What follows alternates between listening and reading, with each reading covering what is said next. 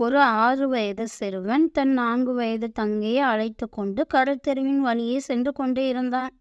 ஒரு கடையின் வாசலில் இருந்த பொம்மையை பார்த்து தயங்கி நின்ற தங்கையை பார்த்து, எந்த பொம்மை வேண்டும் என்றான். அவள் கூறிய பொம்மையை அவள் கையில் எடுத்து கொடுத்துவிட்டு, ஒரு பெரிய மனிதனின் தோரணையின் கடையின் முதலாளியை பார்த்து, அந்த பொம்மை என்ன விலை என்று கேட்டான். அதற்கு சிரித்து கொண்டே அந்த முதலாளி, உன்னிடம் எவ்வளவு உள்ளது என்று கேட்டார். அதற்கு அந்த சிறுவன் தன் விளையாட சேர்த்து வைத்திருந்த அந்த கடல் சிப்பிகளை தன் பாக்கெட்டில் இருந்து எடுத்து கொடுத்தான். இது போதுமா என்று கவலையுடனும் கேட்டான்.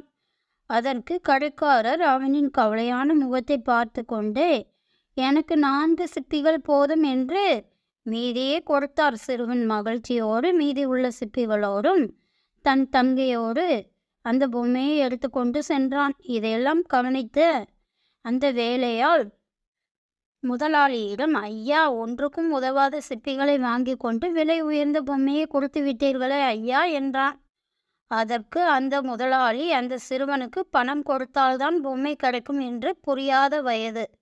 அவனுக்கு அந்த சிப்பிகள் தான் உயர்ந்தவை. நம் பணம் கேட்டால் அவன் எண்ணத்தில் பணம்தான் உயர்ந்தது என்ற மாற்றம் வந்துவிடும். அதை தடுத்து விட்டேன். மேலும் தங்கை கேட்ட வச்சு தன்னால் வாங்கி தர முடியும் என்ற தன்னம்பிக்கையையும் அவனுக்கு விதைத்து விட்டேன். என்றோ ஒரு நாள் அவன் பெரியவன் ஆகி இந்த சம்பவங்களை நினைத்து பார்க்கையில் இந்த உலகம் நல்லவர்களால் ஆனது என்ற நல்ல எண்ணமும் அவன் மனதில் தோன்றும். ஆகையால் அவன் எல்லாவற்றிலும் அன்பு காட்டத் தொடங்குவான். உலகம் அன்பினால் கட்டமைக்கப்பட வேண்டும்.